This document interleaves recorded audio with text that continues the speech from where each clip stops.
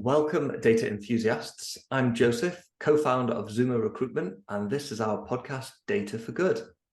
Here at Zuma, we're a dedicated recruitment company for senior data insights and analytics professionals, connecting you with Berlin's most influential and innovative companies. Speaking of which, today we're joined by Yusuf Tolga Palaogullarindan.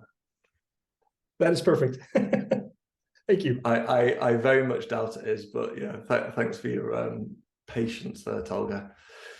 I understand you are Senior Product Manager at Mapp Digital, and Mapp is a US-based, insight-led customer experience platform provider with offices in Berlin, Munich, and all across Europe, actually.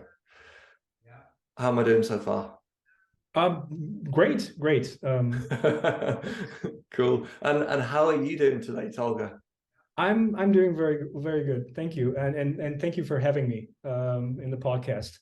First and foremost, I'm a little troubled by the current weather situation. Being have taken up astrophotography during the pandemic, even though I'm an astronomer by education. I recently got into astrophotography, and it's not very good, and the outlook is not perfect either, or less than ideal, so to speak, because I would like to get some pictures of the comet, but it's not going to happen according to, if you believe the forecasts for the next couple of days. Well, stay with it. Today, I understand you'd like to talk about data streaming. That is great. Awesome. New topic. Oh, I'm sure. New topic for us. And before we get into the topic, can you give us a really quick overview, as we do with all data leaders? I'd like to know, I'm curious to know, how did you first discover the power of data analytics? How did you first connect with data?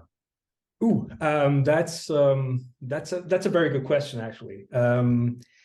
There are multiple points in my time, or multiple points or milestones, so to speak, in my time here on this planet, where the more I learned about the topic, the more I got fascinated and wanted to dig in deeper. But a starting off point would be circa 1983-84, when Casio, the watchmaker, released, it could be 84, but I remember the first time I got to see and fiddle with one was around 85, I guess. Their first data bank watches, where I was first exposed to the word of data. I was 8 at the time, and was already a big fan of digital watches, because, you know, which red-blooded 80s kid wasn't, right? They had backlight alarms, stopwatch. They were waterproof. They were magic. That was essentially my earliest memory of exposure to the word of data. Later, when I was a few years older and I had a Commodore Amiga, I made a program to store my father's phone book on a floppy disk on Amiga Basic. Well, it worked only if you wanted to scroll through all the records like you would do flipping pages on an actual phone book. But I was not advanced back then to put in a good search algorithm, so to speak. Another interesting one, when I first saw the telex machine, I would pause here at my father's office. I would pause here for the younger audiences, maybe, to look it up, because we don't use those things anymore. It is a machine that existed before the fax machines. Probably, maybe some instances are still working, and basically looked like a giant typewriter with a punch strip machine attached to it, where you type your desired document or message. It translates and do the punch card thing with the strip. Then you put it back, feed it back to the reader, and the strip for message transmission. It had its own transmission network, unlike the fax machines that used the regular phone lines. It was a perfect example of analog data creation, storage, and transmission, for that matter.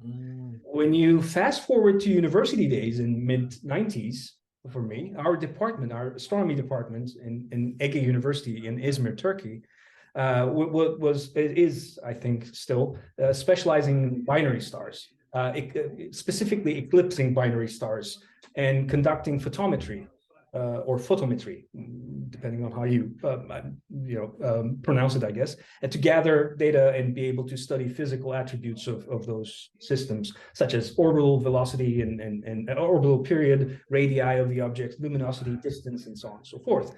The observational data set was then put into a transformation or a reduction, so to speak, to eliminate effects of point spread function, of the optical system, and the sensor baselines for the device, the photometry device, or astronomical seeing conditions, so that the measurements would represent observations from outside the atmosphere as close as possible. That was a perfect example of data acquisition and processing for me. But I do realize now, by people listening in so far might be thinking, "Hey, did I accidentally click on the wrong different podcast? What are these two nerds talking about?" Right? But there's a reason for this huge trip down the memory lane. The reason why I brought this up, or I shared this number of personal anecdotes, so to speak, is to demonstrate what data is or was all around us. Now that I think back, I was not paying much attention to this side of it, the data being ubiquitous. Nowadays, when we speak of it, naturally, we mean digital data, as almost everything is digital in our world now, but it's irrelevant in this context because, if you think about it, data analytics' launch into the business world dates back to the late 19th century or so, long before computer systems were even conceived. My point being, the power of data lies in its utilization for me, or in other words, the insights that you can extract from any particular set of data. It doesn't matter for what reason you're collecting it. Otherwise, it's going to sit idle somewhere, regardless of the medium it's being used, it's being stored, and would not mean much. So I think the power of data, now that I think back and now that I know what I know, it's all about its utilization and all about insights. Fantastic. And that leads very nicely into today's topic, data streaming. And I would ask you for a 2-sentence description of data streaming. And I know you can because I've seen your article relating to it. So tell me, what is data streaming? Well, not to sound too formal about this, but I would recite the same thing I've written in my article. Data streams is a method of creating insights from real-world interactions of end users in real time or near real time, so to speak, combining the world of data to insights and insights to actions in real time and in a constant flow of events. Events being the smallest granular level of data points, depending on the business or the organizational needs. Okay, can you contextualize that? Could you relate that? Give one commercial example. Well, the commercial example, that's a good question, actually. Think about it. You have an e-commerce business where it is important to react to your customers' behavior on your site in near real time, because people don't stay on pages they don't need, or they could skip ahead some steps. And if you could provide them, depending on your knowledge about their preferences and so on and so forth, you can provide them with offers, with recommendations and so on and so forth. That's basically the value behind it. I think that would be the first thing to think about. And there are a number of providers. I just think about some of the bigger businesses in Berlin alone that engage in that recommendation process for a user journey. Food tech, food delivery, exactly. Music streaming, to name a couple. But why is data streaming? Why is it so important to you? What's your connection with it? Well, on the lighter side of things, the geek that I am, I was always impressed by the depiction of computer systems in Hollywood movies, where the computer operators, or the hackers, so to speak, always having a lot of data, computer code flowing in their screens with tons of points, data points being analyzed in real time and whatnot, right? Obviously, it is not how any of this works, but it couldn't be farther from the truth. But the fantasy itself has a certain relation to the truth, though. Even though we do not necessarily see or care about what is flowing through our data processing pipelines, although it is possible to come up with those visualizations anyway, with certain metrics are constantly being updated, like the dots representing data points, events, or messages flowing through.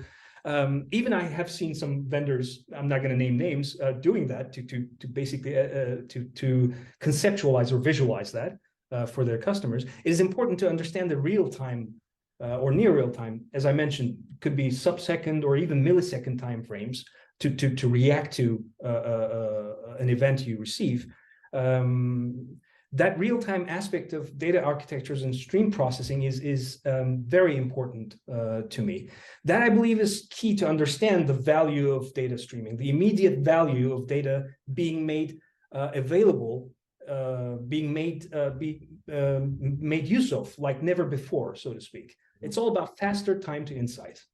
That's what we strive for. I do realize that the way I speak of it is kind of like, hey, you know, the traditional ETL approach is not supporting this, so if it positions data streams as an alternative, excuse me, to that, which is farther from my intention, that oftentimes they coexist. We see that in many of our customers, in many enterprise architectures, in support of one another.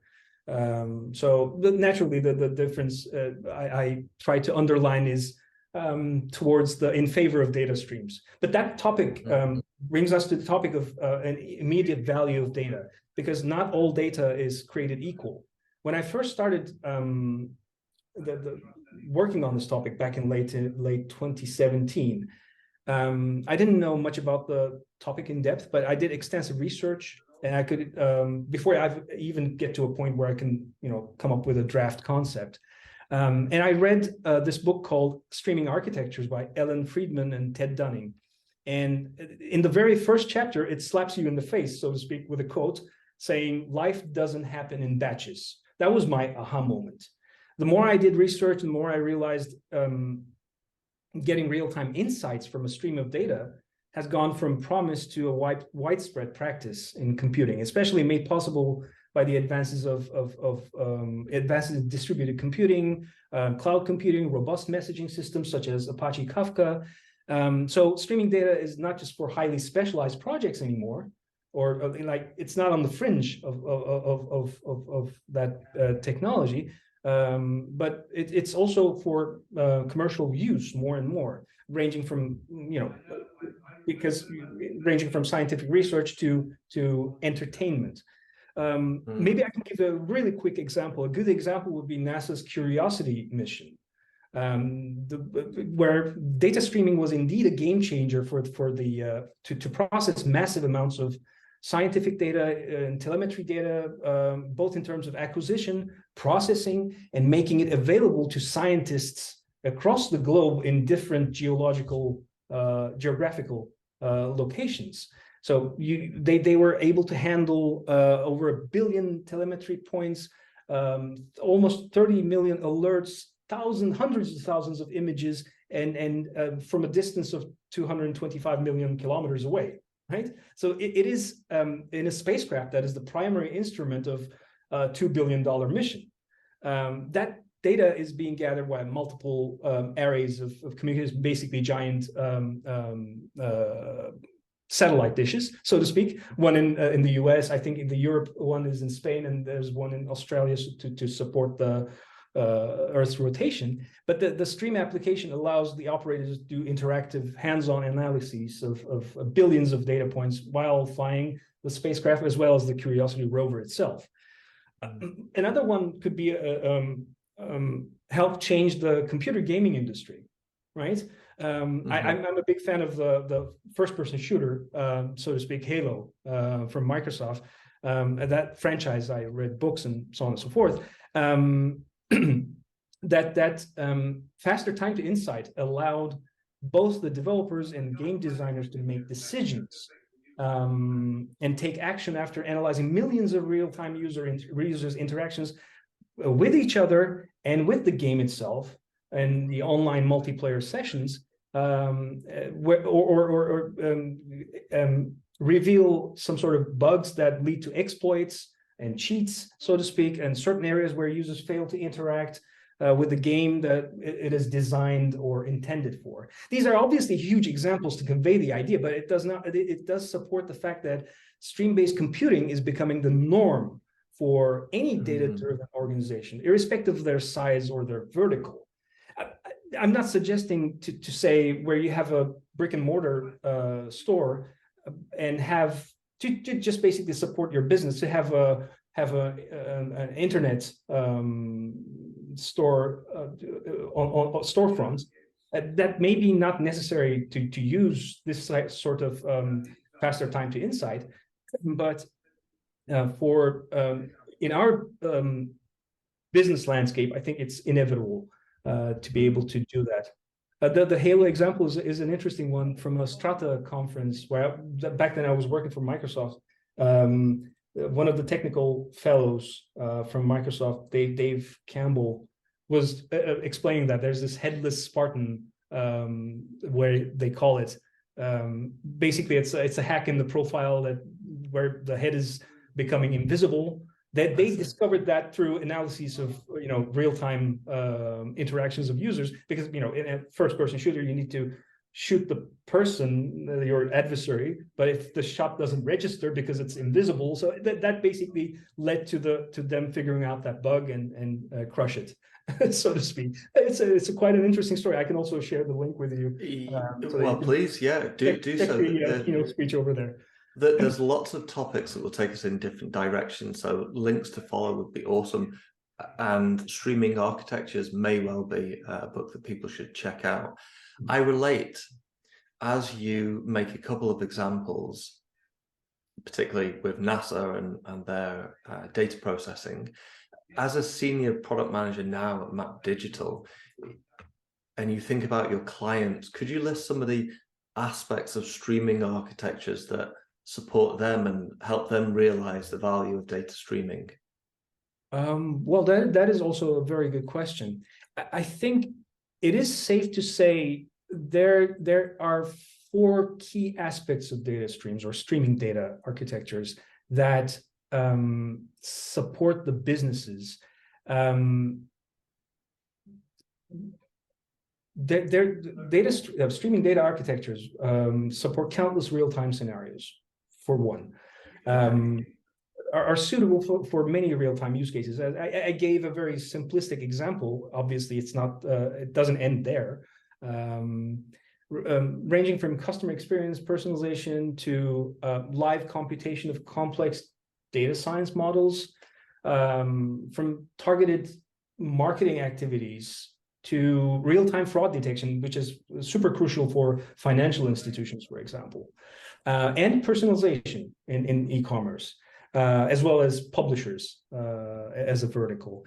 The second thing would be data governance, because with very quick optimizations, the stakeholders, the internal stakeholders, obviously talking about, can receive only data that are relevant to their work or line of work.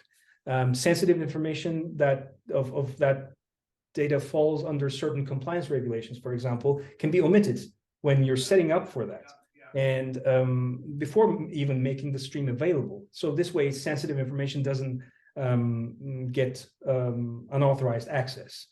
The third would be the data democracy aspect I can think of, because the content of each stream can be pre-filtered, like going through steps of selection and projection. You can even take certain things out to lighten the payload of any message, so to speak, or event. And to include only the data most relevant to the individual needs of the recipient. So, I'm sorry, I'm just hitting my microphone, and I hope it doesn't come across. Such as streaming of unfiltered raw data for BI applications, or campaign and cost data for marketing. So you can all do that from a single source of truth, because all decisions are getting from the same data you collected. And then you once it is done, then you also persist that data to your data warehouse, but it's the same data, so it doesn't go through separate steps. So that's why we always argue that's the single source of truth, that the data is collected. Doesn't matter, because the processing happens before you make it available to the streams, and you write the same data to your data warehouse with a database writer component, for example, in your pipeline.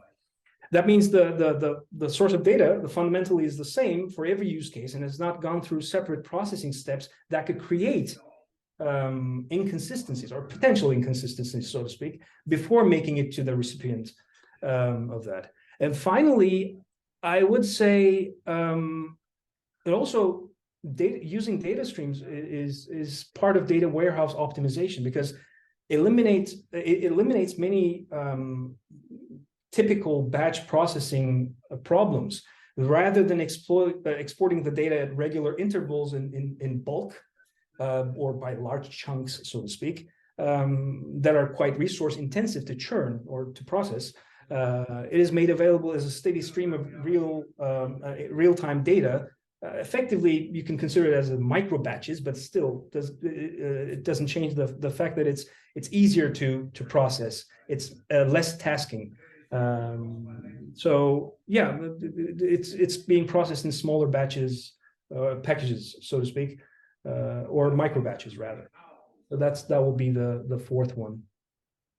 Interesting. You've clearly done your research. That was a comprehensive overview of your 4 tenets there. I might ask that, in fact, am I right in saying your article on Beyond Customer Analytics, I would find those 4 areas? That is correct. That is correct. That is exactly pretty much similar. I try to phrase it, because when I was writing that article, a lot of research and discovery went into this. So I'm basically I may not have paraphrased my own articles precisely, so to speak, but it's the same area. I mean, it's quite similar to what I discuss over there as well. Yeah. Okay. Okay. With that, I might also ask, in addition to your article and the several articles that you write on the topic, where can data professionals learn more about data streaming? Well, I have given quite a lot of links in the article, at the bottom of the article, where I group them together for further reading, and for the tech savvy, they can get into more in-depth technical aspects of it, ranging from topics such as the data dichotomy and the rethinking the way we treat data and services, to messaging as a single source of truth. These are different parts in that ongoing series of articles. Fantastic. That'd be helpful, and I will post a link to it in the comment section. I'll post a link for sure. Data streaming, how do you see the future of it? How do you see this evolving? Because the possibilities seem scary already. Oh, I wouldn't phrase it scary, to be honest. I think a natural progression of things, I would say. I don't necessarily think it is as scary as AI being. Sorry, I meant that in a very positive way. Like, okay, I'm sorry. Something that's sick is actually a positive rather than a negative. Okay. Sorry about that. Possibilities are boundless. Exactly. There is more and more applications and adoptions from various businesses to come. That I wouldn't necessarily call it a prediction. It's just a simple observation. For example, according to the big data statistics from a couple of years back. Netflix was saving, back in the day, saving $1 billion per year on customer retention just by optimizing their services to use streaming services. And LinkedIn, for that matter, is the proprietor of Apache Kafka. And then later, Apache Kafka was open sourced after a short while. In a 2019 article, they in their engineering blog, they're about processing about 7 trillion messages per day. These messages consist of messaging, actual messages between users, interactions of different sorts, and analyses of hashtags, whatever you can think of what constitutes LinkedIn. So technology and our use of it is constantly advancing at amazing speeds, so to speak. That presents us both great opportunities, also great challenges. And those opportunities could be novel opportunities as well. If you think about it, our everyday interactions with technology, without even noticing, because we don't really think about those stuff when we're the consumers or the customers ourselves or the end users of that technology. But as business owners, we have to think about that. Our everyday interactions with technology, without even noticing, creating mind-boggling amounts of data, and we take it for granted. But leaving us with that fact, everybody creates significant amounts of data without even knowing, leaving us, the industry professional, with no option but to come up with more efficient ways to handle, transport, and process data in real time, so that we could stay competitive, we could stay relevant with our products and services, and to lead the way for everybody that basically in the market, if we're speaking about innovation. And as a future prediction, I guess, well, again, not a prediction maybe, our appetite for digitalization, so to speak. We like digital stuff, and we can't live with our apps and devices and phones, and they're all connected. I have some numbers. I can also quickly look it up if that will be interesting. The number of data hungry devices, services, and applications are likely to grow. It's not going to go away, and they grow even further, become even more hungry and dependent on the data. So I think it is safe to say, for me, streaming data architectures will play a crucial role in not only shaping our digital future, but also future as a species, as human beings in general, with because I mentioned earlier the NASA mission, the far-reaching implications and impact. A couple of numbers that might be interesting. According to a 2016 article, as far as I can remember, McKinsey and Company article, they estimate by 2020, 50 billion smart devices will be connected. That's along with additional billions of smart sensors, IoTs, and ensuring the global supply of data will continue to more than double every 2 years.